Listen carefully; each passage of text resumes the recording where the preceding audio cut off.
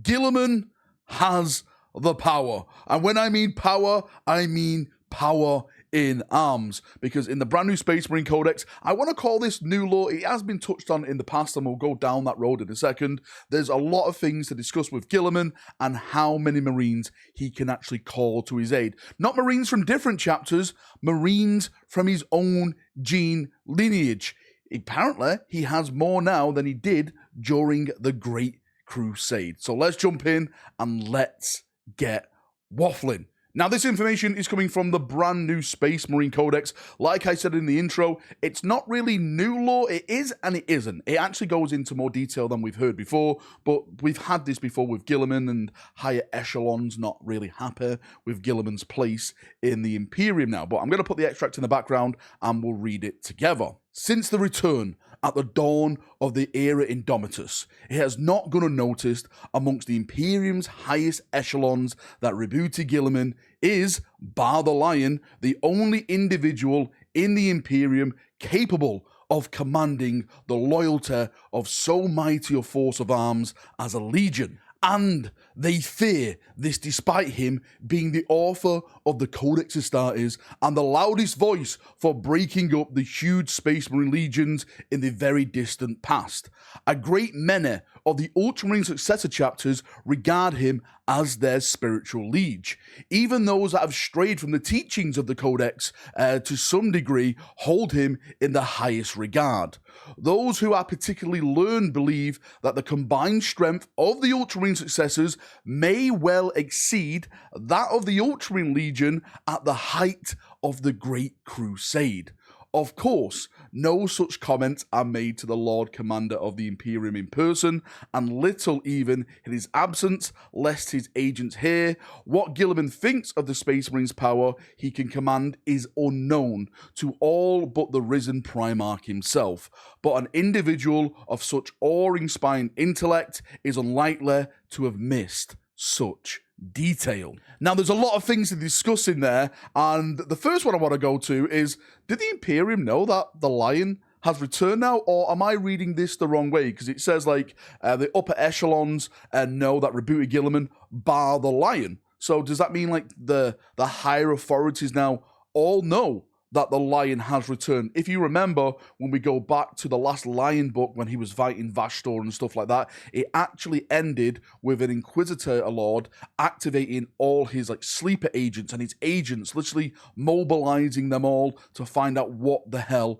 has gone on. Maybe now this is like the first steps on that new lore trail where we're going to learn that the Imperium itself is learning of another loyalist Primarch returning to the setting. But of course, that is going to be another subject for another video. But let's go back to Guilliman, because this is what this video is truly about. And one of the lines that sticks out is that it's theorized that the Ultramarine successor chapters now have more numbers than the Ultramarines did during the height of the Great Crusade, and that these are absolutely massive numbers. I think it was rumored during the Great Crusade that there was a 250,000 of Ultramarines just in that legion alone. So if this does turn out to be true, and we do have more than that, that means Guilliman can command more than 250,000 Sons of Ultramar alone. That's not adding to the pile of other successors from other chapters that would join him. Like, I'm sure the Imperial Fist would join him, the Raven Guard, the Salamanders, etc. So maybe some of their successors and stuff. You know, Last War Protocol United and stuff like that. There's so many successors that could literally tag team up with the Ultramarines and join Guilliman's banner if it ever came to something like that. Now, I'm not saying we're going to get another civil war, because I can't see Games Workshop finishing the Horus Heresy and then going to do like a 40k heresy with Guilliman against the Imperium again, or Guilliman against the Lion, etc., etc., or Guilliman against the Imperial Church and stuff. I don't see that happening at all. But what I have mentioned in the past, and I really want to get into this video a little bit more as well, is something that I like to call the Secret War. Not that Secret War with Marvel and like aliens who change their faces and stuff. The Secret War of power within the Imperium. What is the organization that desires more power than anyone else? It's the Inquisition. They look to guard and also guard and guide the Imperium on their path. Now, with Primarchs coming back, Guilliman and, of course, the Lion, but I'm going to leave the Lion out of this, mainly Guilliman at this point, more people are turning from them and going towards him. They see him as the son of a god. They see the Emperor as a god. The Inquisition has been saying the Emperor is a god, so when his son comes back, oh, look, there's the son of the god. He's the one we should be following. He's the one we should be listening to, not these people over here with funny hats on, right? We should be following the word of the Son of God. And of course, that takes power away from the Inquisition. And the Inquisition would hate that because that means they're nothing. Their organization could fall apart because power directs everyone. So maybe they're going to start trying to take power away from Guilliman. We've actually already seen bits of this, examples of this already. Guilliman reformed the historiators, and he sent them out into the galaxy to try and find all the information that has been lost over the 10,000 years. The Inquisition didn't like that because they are hiding some dirty things under their rugs, right? And they've been literally killing these historiators, silencing them in the shadows. This is the first conflict I think we're gonna get in the Imperium. The war between the higher echelons and, like, well, I say the higher echelons, the shadowy figures at the top, aka the Inquisition, and the Primarch's agents. And just before we move on to the last plot point, I just want to say that we've kind of covered this already in a book, and that is the Regent Shadow, if I'm not mistaken, by Chris Ray. Absolutely fantastic series by him. I'm sure there's one more book left in that series, if I'm not mistaken. And what happened, it was some of the High Lords who had lost their place on the council, because when Guilliman came back, he was like, you've been abusing your power, you haven't been helping the Imperium, you've been doing this for your own self-needs, you are off the council. They formed like a little band and they got all their forces together and they tried to take back power, but that was stopped by, again, Imperial agents, forces. I'm not going to go into it because there's a lot of cool battles and stuff that happens in that book. But yes, it has kind of happened before, but it doesn't mean it's not gonna happen again. Now, going on to the most important subject, would Guilliman do this? It is stated at the bottom of the text that Guilliman is a smart individual. Of course, he notices what forces he has command of. Would he do it?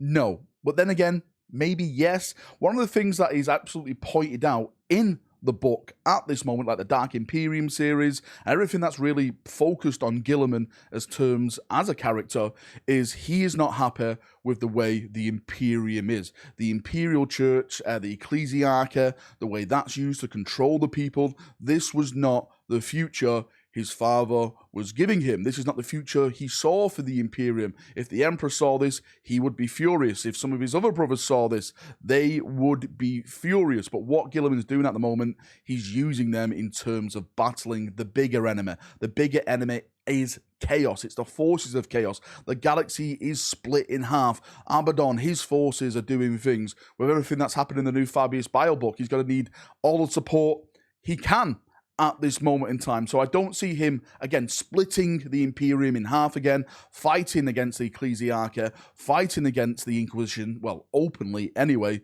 and ripping the Imperium apart even more in its dire need. Right now, we all should be focusing on fighting the forces of chaos and those Xenos races that want to do us harm as well. The Orcs, the Necrons, the Dark Eldar. The Eldar at this time are kind of our friends. We actually have like an Eldar council person, councilman.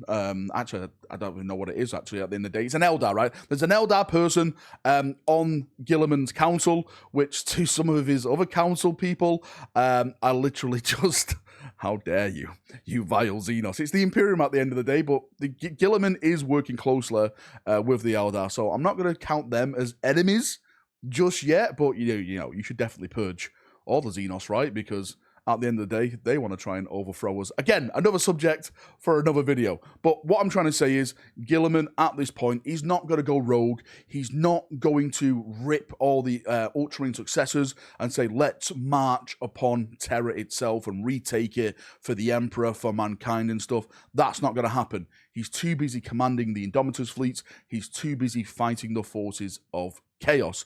Hopefully, he's going to meet the Lion soon. And then maybe, just maybe, they can have a little conversation of the future of the Imperium and what happens next if the forces of chaos are driven back into the eye of terror.